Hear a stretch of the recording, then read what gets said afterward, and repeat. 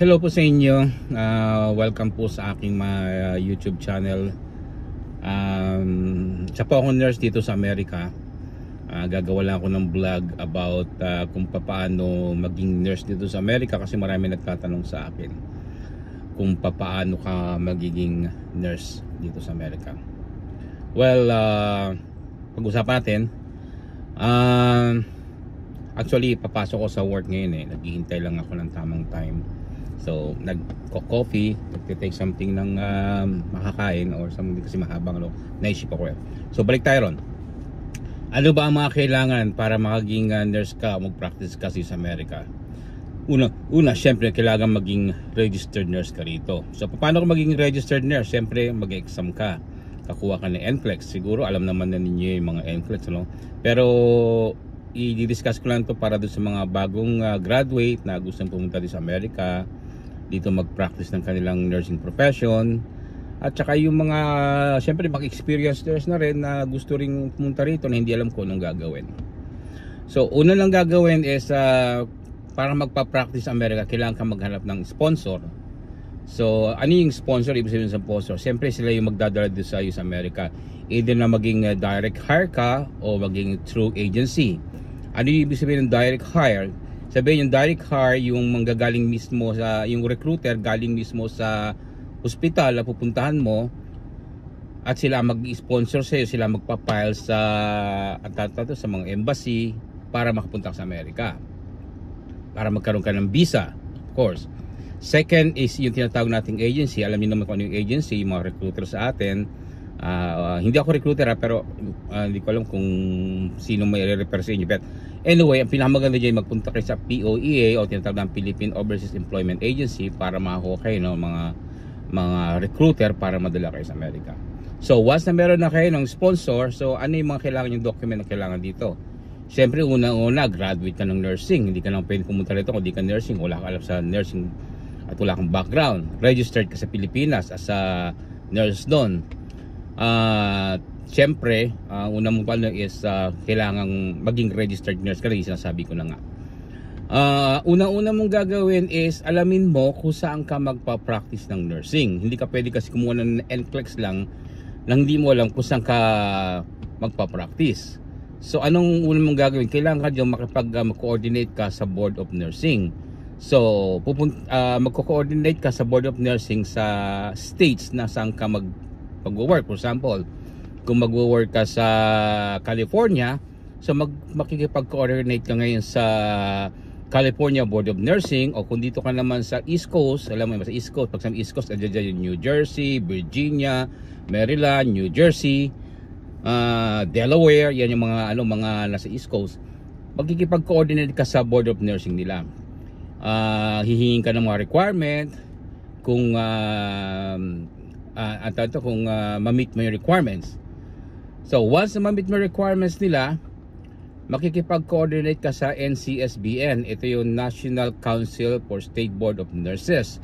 Sila yung mag-a-administer sa iyo ng test. Sa example, ihingin ka rin ng mga maraming dokumento yan. So una, punta ka muna sa punta ka sa Board of Nurses, tapos pag na-approve ka na ron, na-meet mo na requirement, then mag-ano ka sa NCSBN. Bigay ko na lang sa yung ang kanilang website is ncsbn.org. So hihingin ka ng mga requirements doon, at pag na-fulfill mo requirements doon, tsaka bibigyan ka nilang authority to test. Yung authority to test mo na yun na yung time na pwede ka lang kumuha ng NCLEX exam, kasi ang NCSBN nagpapacilitate kung kukuha ka ng test for the NCLEX RN. So once nabigyan ka ng authority to test, pupunta ka naman doon sa Pearson VUE. Ang dami, no? Dahil dadaanan. Yung Pearson VUE, sila yung nag-administer ng test, sila yung nag-score. At pagkatapos mong mag-test ng test, ang Pearson VUE, dadalhin yung score mo sa NCSBN, at ino-notify yung Board of Nurses na pumasa ka na para ka maging isang registered nurse. Ngayon, yung Pearson VUE, saan ka kukuha ng exam? Ang Pearson VUE, sila magsasabi ganoon kung saang location available na pwede ka mag-take.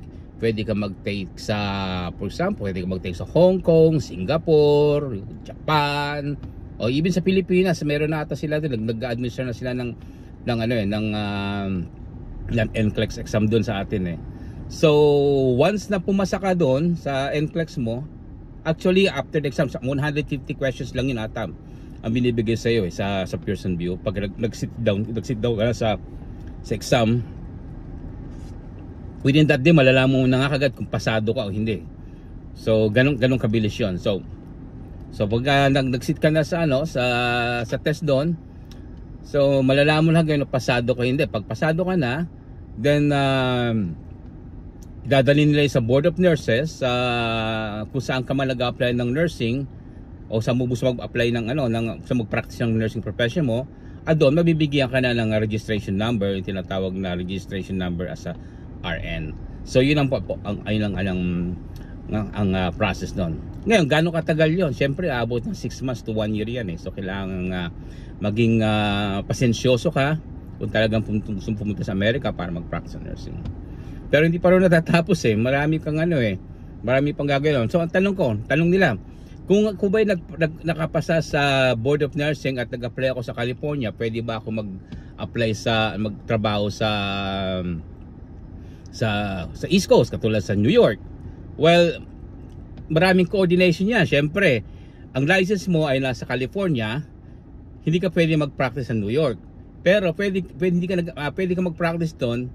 Ang gagawin mo lang, ino-notify mo yung Board of Nurses ng New York na gusto mong ma-intensyon ka mag-apply doon at ino-notify mo rin yung California Board of Nursing. Paano yan? Tatanungin ka, maraming tatanong sila, bakit mo gusto mo? Sasabihin mo lang yan man eh, kapadla ko ng residency. So doon ako titira sa New York, kaya doon ka na mag-ano. So paano yun? At tanong ron, magte-test pa ba ako mag-exam? So hindi mo na kailangan ng text doon. Ang gagawin mo, hihingi ka ng letter of endorsement from California Board of Nurses. So hingi ka sa kanila ng letter of endorsement para makapag-practice ka ng nursing profession mo sa New York. What if halimbawa naman kumuha ko ng test sa New York, or kumuha ko ng test sa Maryland kasi sa Maryland ako eh. Pero gusto ko mag-practice ng New York. Kailangan ko ba mag-test? Kailangan ko ba ng letter of endorsement? Hindi na kailangan ng letter of endorsement doon. Kasi yung sa parting East Coast, meron silang tinatawag na compact state.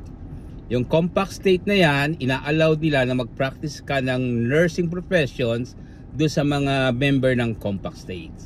So, yun ang mga dapat nilang tandaan.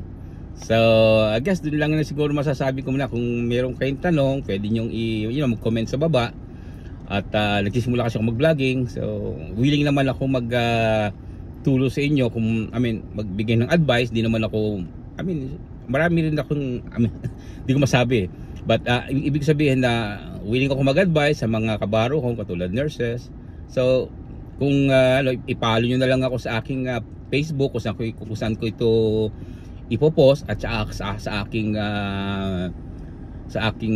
YouTube channel at saka sa aking TikTok channel. So i-follow nyo lang ako doon, subscribe kayo, at maraming salamat kung gagawin nyo yun, at sana nakakabigay ako ng tulong sa inyo. So, bye-bye!